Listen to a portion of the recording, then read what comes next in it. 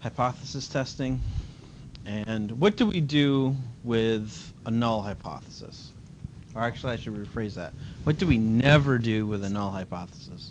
Nick says you never accept a null hypothesis. Right? You always fail to reject or do not reject a null hypothesis, but you never accept one. Okay.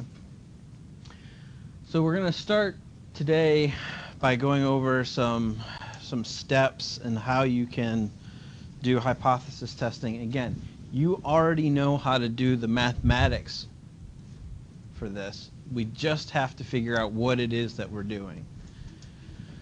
Now, we talked last class a lot about what we're trying to do with our errors, because there are potentially two different types of errors, a false positive and a false negative. And we agreed that the false positive was the worst of the two, so we're going to reduce that and make that as small as possible. In order to do that, you have to set alpha, which is your decision rule, to be really small. And conventional wisdom in political science is, and social science in general, is that alpha should be about 95% or 0.05. And what we do with that alpha is we take it and we put it in the tails.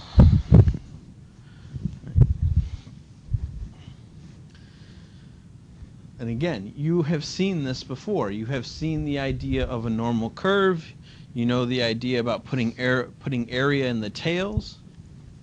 But now all we're doing is saying that we want to have a region of acceptance and a rejection region. So we want to be able to reject the null hypothesis. If we're in this acceptance region, so we don't accept the null hypothesis, we just can't reject it because we're not in the rejection region. Okay. So let's walk through an example. Pretend this is a homework question. Here's what we have. We have an n of 25. And this is taken from a biostats class. It's apparently the circumference from a population of newborns. No idea why that's important. When I had my two kids, I didn't care how big their chests were. But this is something that maybe is important somewhere.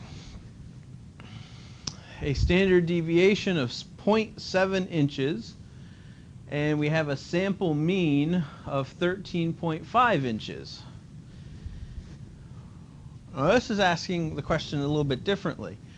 Is it likely that the population mean has the value of 13 inches? Now, we don't have to make a lot of sense of why we're asking this question. Maybe it's conventional wisdom, right? Conventional wisdom says that newborns should have a circumference of their chests of 13 inches. Maybe it's like their heads, right? Like, what is a big head on a baby? Like an Aaron-sized head on a baby? Would that be a big head on a baby? Right? Is there a conventional wisdom as to how big the head or the chest or the feet have to be? Let's just go with yes so we can figure this question out. So one day at Grand Strand Regional Medical Center, there's 25 kids in the nursery, and they have these massive chests. And they're like, I wonder if this is rare. Who cares? All right? So what we're trying to do is we're trying to see if our expected outcome of 13 inches and our observed outcome of 13.5 inches are all that different. So the first thing we have to do is we have to craft our hypotheses. And given our data, our null hypothesis is that, again, there's no effect. So it would be the idea that there is a conventional size, which is the mean is 13 inches. The alternative hypothesis, based upon what we've observed, is that no, there is no 13-inch rule. So we know we have a random sample. It comes from a standard normal distribution with a variance of 0.7 inches, because standard deviation, sorry. We can observe that. Our decision rule, we're going to set our alpha at 0.05. We've done this before, right? We've created a z-score. You have a sample mean, you have a population mean, you have a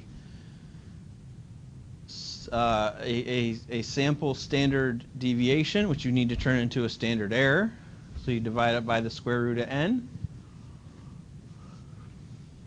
So that's what we're going to do. We're going to say if we get a z-score that's greater than or less than 1.96, we're going to reject the null hypothesis. So we're going to say that the standard of 13-inch chests in babies is not true. So we do the math, right? We take our sample mean minus the population mean, which we're kind of guessing at, and then we divide that by the standard error, which is the standard deviation divided by the square root of the number of observations. We get a z-score of 3.57. Is that a big z-score or a little z-score? That's really big, okay? Does your chart even go up that high? Or does it stop at like 3? Anybody have one? What's it go up to? Okay. It's bigger than what you're given on your chart. So, without even looking it up, what is the area that's going to be associated with that z-score? It's going to be really tiny. Okay? Now, the way that they wrote this is they said, well, you have the z-score, you don't even need to look up the area, because we know that a z-score of 1.96 corresponds to an area of what?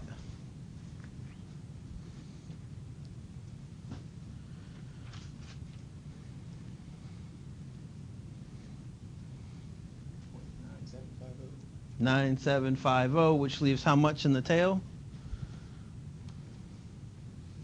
Somebody's actually trying to do the math here.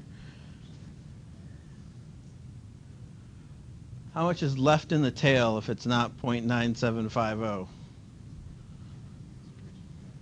0.0250, right, which is in the tail of a decision rule of 0.05, or what we typically call 95% confidence.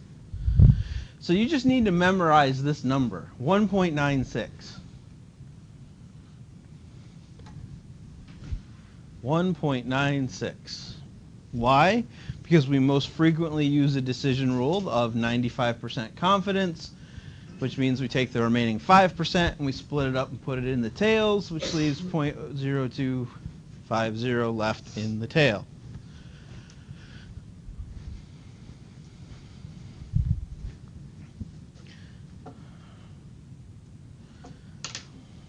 This is why I grabbed this example, is because they had a nice chart where we can sit and we can look at this and go, all right, do we know really what's going on here? So let's look at this curve.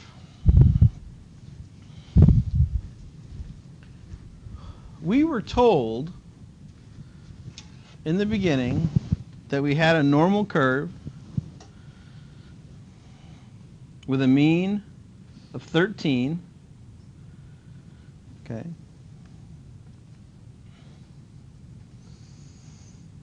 And our sample mean was 13.5, which is way out here. But we didn't know it was way out there until we understood the spread of the curve, whether it was a very short peak or a very wide little speed hump. And that's where the standard deviation comes in.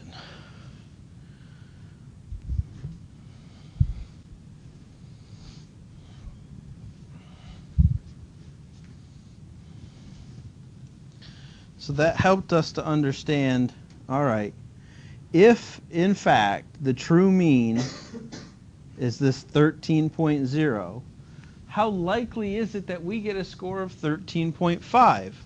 Well, it's not even on your chart. But let's just say it's about tenths, hundredths, thousandths, 10,000ths. It's about 2 10,000ths likely. That's It's really, really, really, really tiny. So can we reject the null hypothesis? Yes, absolutely. Okay. Because the outcome that we found was so not what was expected. Right. The probability of us having this in our nursery, given this expectation of 13 inches, is so small that we can't sort of allow the null hypothesis to be the standard anymore. So we have to say, listen, that expectation is so unlikely given what we have directly observed.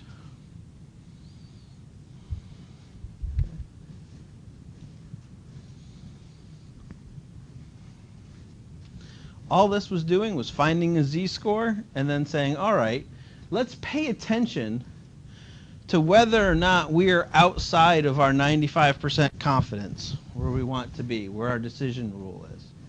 And if we're outside of that, we're saying it's not very likely that the null hypothesis is true. And therefore, we can reject the null hypothesis. So again, mathematically, you already know how to do this. You just have to understand what it is that it means in terms of probability and how it is that we're going to evaluate our null and our alternative hypothesis. So let's go back to one more example. We started the class with this idea when we were talking about measurement. Who thinks that there's a difference in how men and women perceive Hillary Clinton? Anybody? Lots of people. Aaron, why? I feel as if women are more likely to have more feelings toward her. Why? Because Okay. So if we were to talk about this in terms of a hypothesis, Aaron, what is your alternative hypothesis?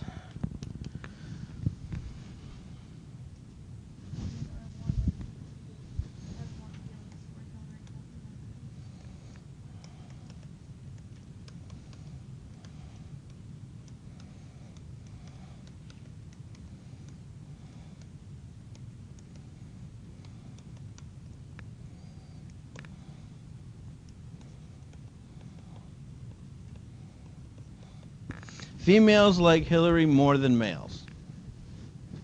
That's your alternative? So what's the null hypothesis? So you're exerting a relationship. Tell me the same thing, but the opposite. That's the direct opposite. Tell me that there's no relationship. How would you say that?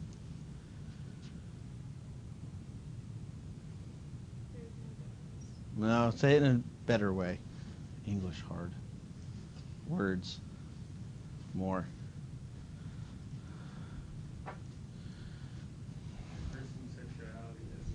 No, I don't want to hear that. Take this sentence and tell me how no relationship can exist. Using almost the exact same words. There we go.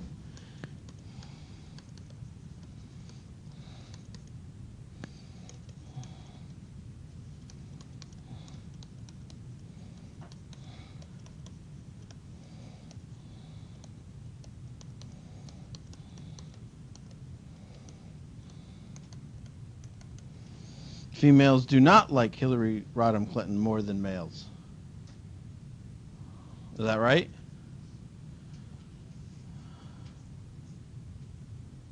No, it's wrong.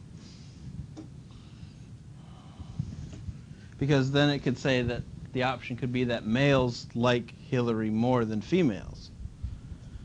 All right? So we have to be really clear that what we're doing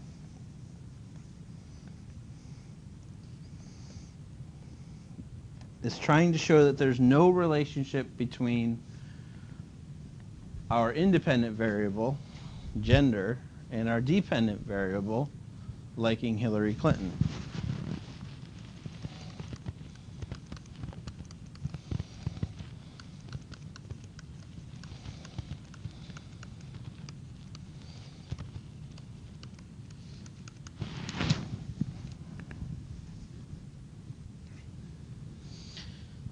So our null hypothesis is that females like Hillary Rodham Clinton equally as males do.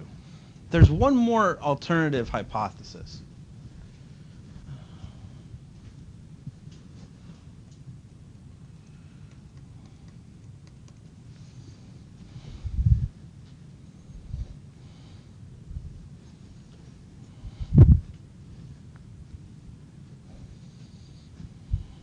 What's another alternative hypothesis? Yes. Why do you think males like Hillary Clinton more than females?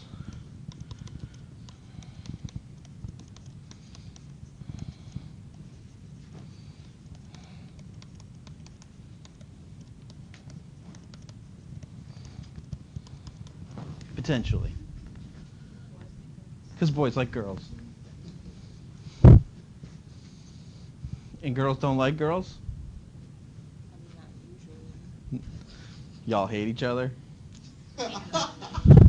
No? I mean, like, Yeah. Okay. So men are simple, right? One comedian has referred to men as being led by their dumb stick. Right?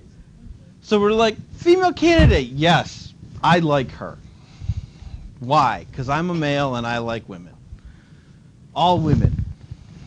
Plus she's a blonde, she's got blue eyes. I don't know, Bill thought she was hot at one point. We'll go with that. All right. What's that? Yeah, why not? Men are stupid. She's a woman, why not? Some guy out there's like, I want to sleep with the president in the White House. Like, reality does not apply to men. Okay? So maybe that's an alternative hypothesis. Men are incredibly stupid, and they will vote for a woman just because she's a woman and they want to sleep with her. I'll go with that. It's a theory. We can test it, right? We have data. There's one more alternative hypothesis.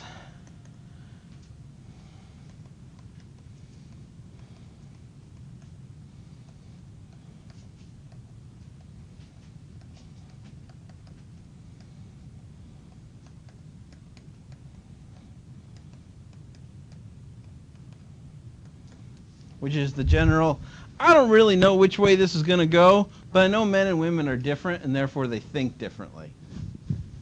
And so, whatever the question is, there's probably a difference of opinion.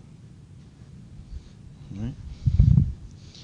Whether it's the fastest way to get somewhere. No, you should stay on 501. No, I should take the shortcut through Walmart. Or, do the kids need a coat today? Nah, they'll be fine. Yes, they do.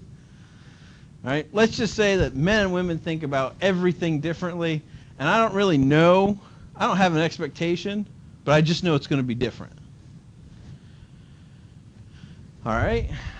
So all of these questions I can evaluate given some data. In this instance, this first one,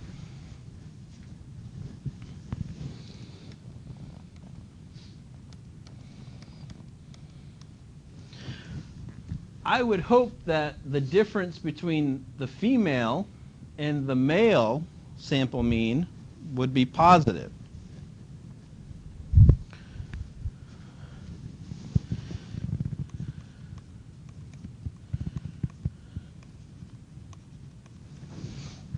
In the second example, our null hypothesis, what we're saying is they should be pretty much equal.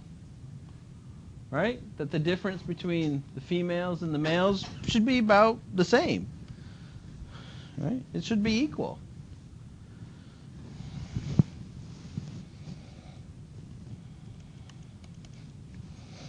If men like Hillary more than women, this difference of males minus females should be positive, or if we did it the other way, again, we could say x of female minus x of male. That should be negative. Or we can just say females and males are different.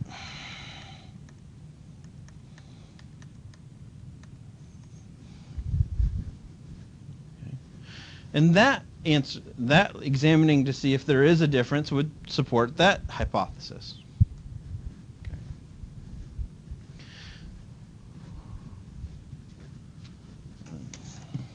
Okay.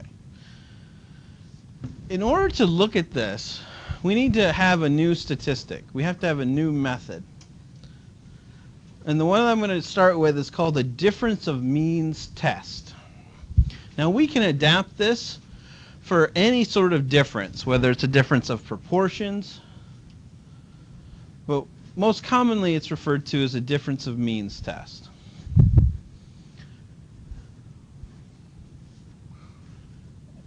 What we're now examining is the difference between two sample means when there shouldn't be a difference under the null hypothesis. So now that we have two groups in our theory, we have to figure out a way to judge the difference between the two samples. Now, what was our old equation for just a very simple z-test, or z-score?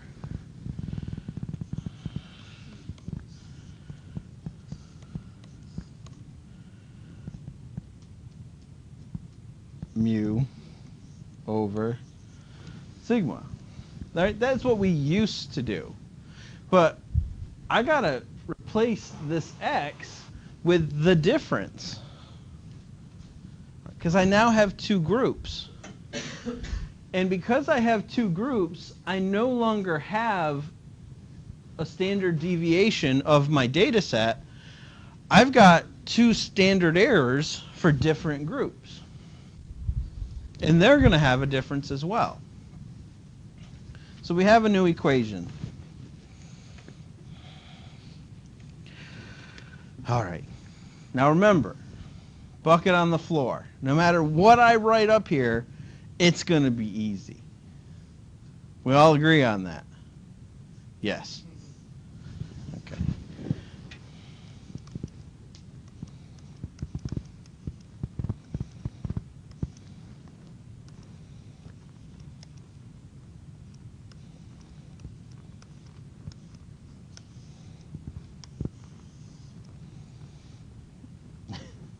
Hang in there with me.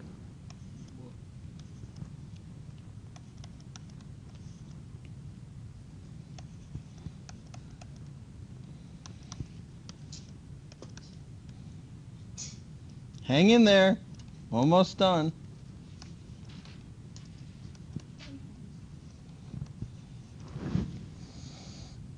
Yeah, that's it. But it's all bucket on the floor. What is the most complicated math in that?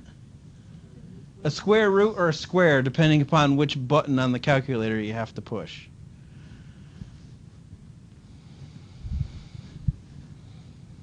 So subtraction, subtraction, subtraction, division, square root, something squared divided by a number plus something squared divided by a number. Again, you can do this.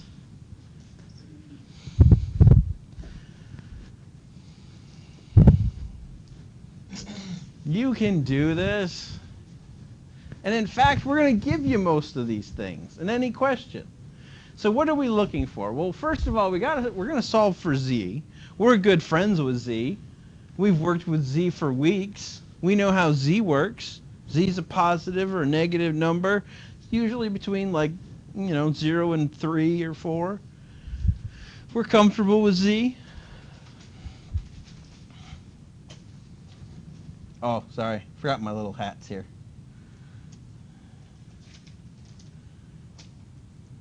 No, I don't need that hat. We've seen x bar before. That's just the sample mean. But now it's got a couple of subscripts. And the 1 and the 2 are just saying, we've got two groups. In fact, the subscript for all of these things are just for our groups. Okay.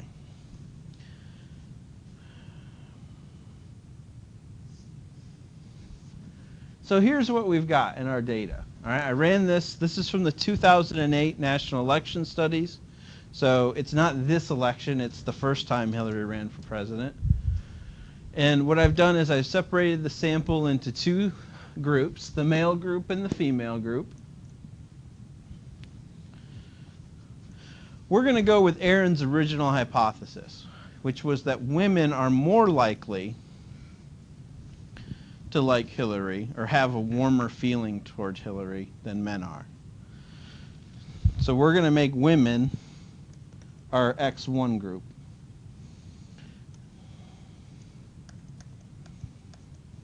Okay. So the mean for women is 67.82. And the standard deviation is 25.30.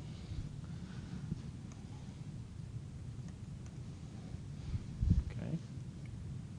Now for men, the average is X bar group 2, 60.77. And the standard deviation is 26.56. Okay. So let's get a blank sheet. Okay. Z equals, the first thing I need to know is the difference between the two means. Okay, so I'm going to write 67.82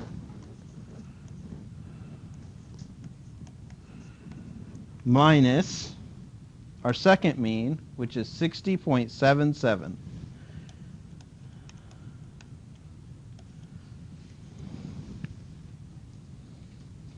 Well, okay, so far. We've subtracted two numbers. Now we got to play one little trick. This thing here. We're gonna pull a trick here. What do we expect the difference between the two means to be? What is it that we're testing? Now I use the mu, so I'm talking about population means. What's the true difference between men and women that we're testing? Yes, but I want to know what that, I got to put numbers in there. Ben?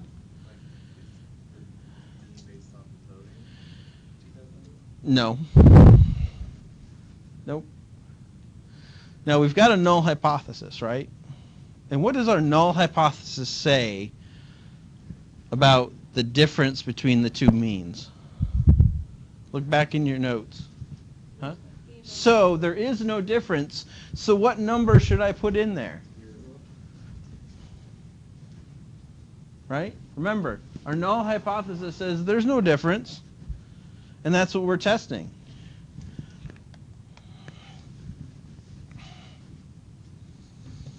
So we're going to assume that to be 0. Because the null hypothesis tells us so. Good move. Yeah, we're just going to say that's 0. Now that big honking denominator. Okay, square root of, all right, females, it was 26, oh, 25, thank you. 25.30 squared divided by our n is 1,189. I forgot to show that to you. Here's our n. N is the number of observations.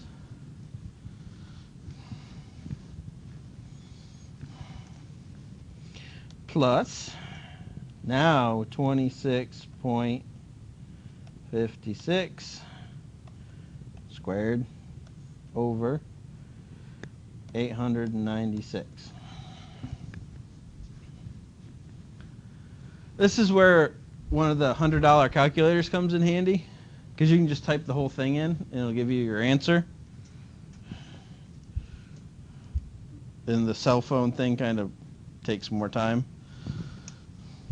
But 25.30 squared equals 640.09 divided by 1189 is 0.5383. Let's go to the other half of this. 26.56 squared is 705.43 divided by 896.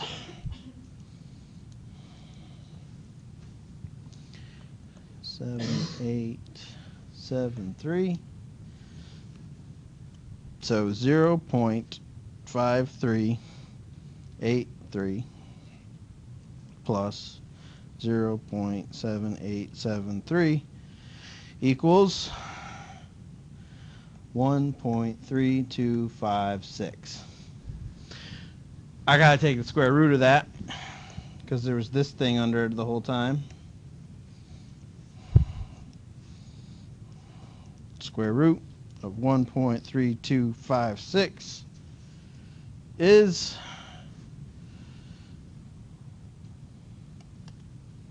1.1513.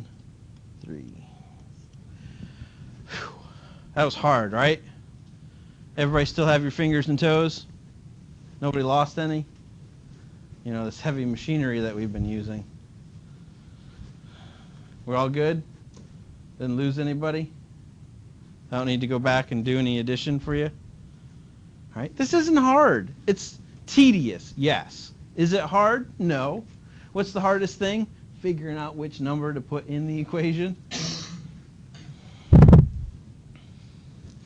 So now I got to go back up to the top. 67.82, which is our sample mean for females, minus 60.77, which is our sample mean for males. The difference there is 7.05.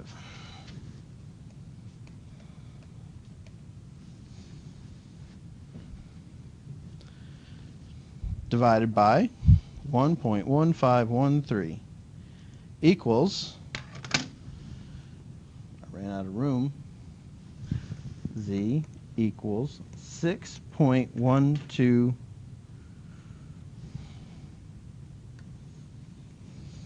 Now, do I need to pull out my chart? No. Is 6 greater than 1.96? Yeah. All right. So what do we do now? We reject the null hypothesis. Why? Because it is very, very, very unlikely that we would observe this difference in our sample means if there were no relationship between males and females in their scores of Hillary Clinton. Okay?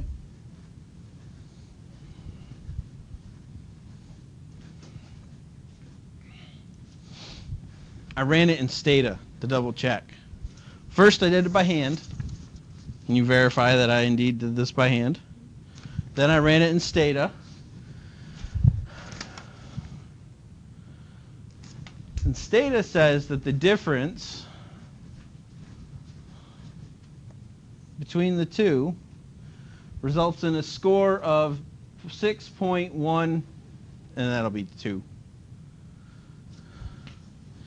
Now some of you are going, wait a minute, Dr. Wood. That says T. Right? You see that T? You've been talking about Z. Why is it different? All right. One small confession. You see, I don't like teaching you guys useless statistics, so I kind of skip over some stuff from time to time. And one of the things that I might have skipped over is the fact that which distribution you use the T or the Z, that little page, depends upon your number of observations. So N. Here's the real truth. T looks just like that other one you have, except it takes into account when your N is really small, like less than 50. Because of the central limit theorem, as N increases, right, as we get more and more observations, we get closer to a normal distribution.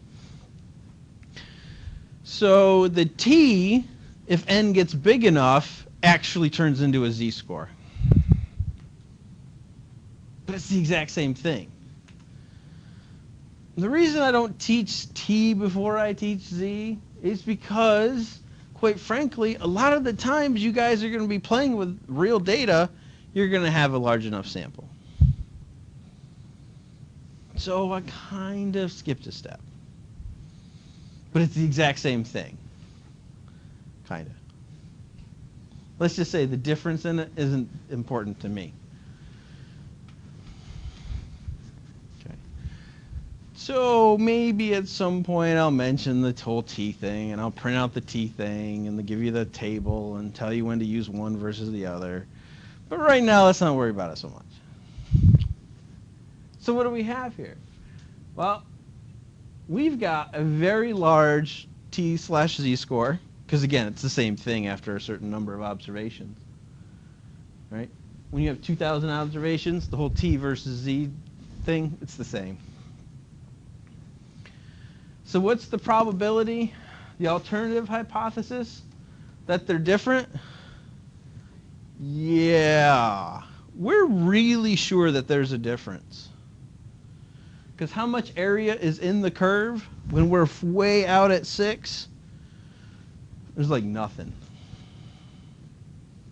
You can't even see it. That's how small the area of the curve is out there. So tiny. Okay.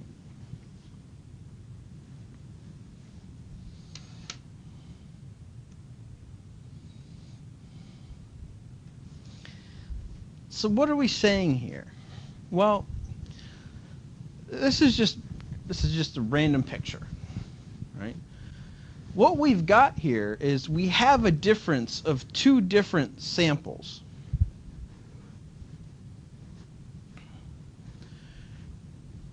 All right, we have sample A. Let's make that the female sample. Or no, it's lower, so let's make that the male sample. And we have sample B, which is our females.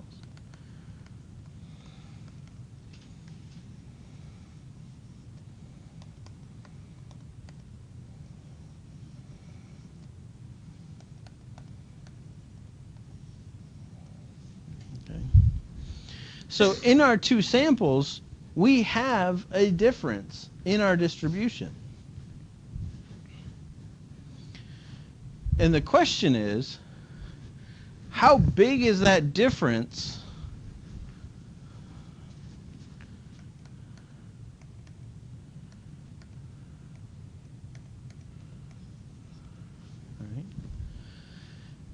relative to the difference between the population? Now the problem is we can't see the population. We do not know what the population is. We don't know what the average Hillary score for our population mean is.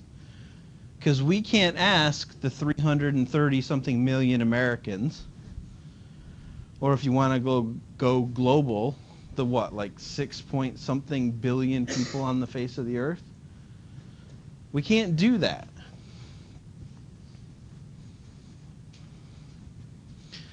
So what we need to do is, given the fact that we still have pretty big numbers, 2,000 respondents, that's pretty big.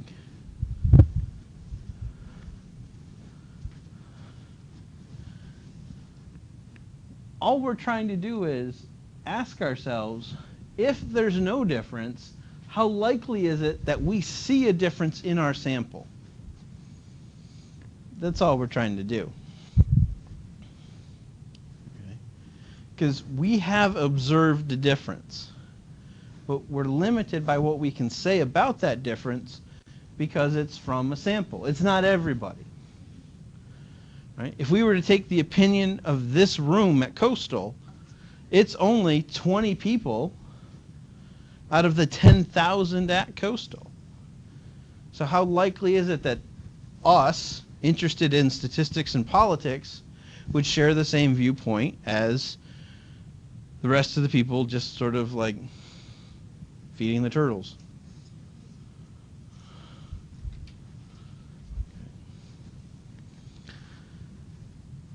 We have to make an inference. And that's why we're borrowing and we're changing area to probability.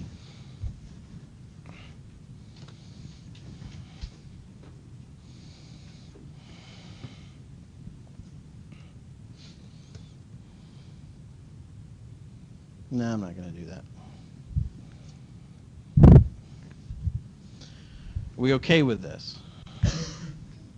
With our example? We're not scared by the math, because it's just, a couple of different things. We're okay with this? All right. So what we're going to do next time is we're going to talk more about this hypothesis testing and get a better sense of when do we reject the null and when don't we, because calculating the z is the easy part, but understanding what to do with it and where to put the area into the curve, that's the harder part. So we're going to focus on that part next time.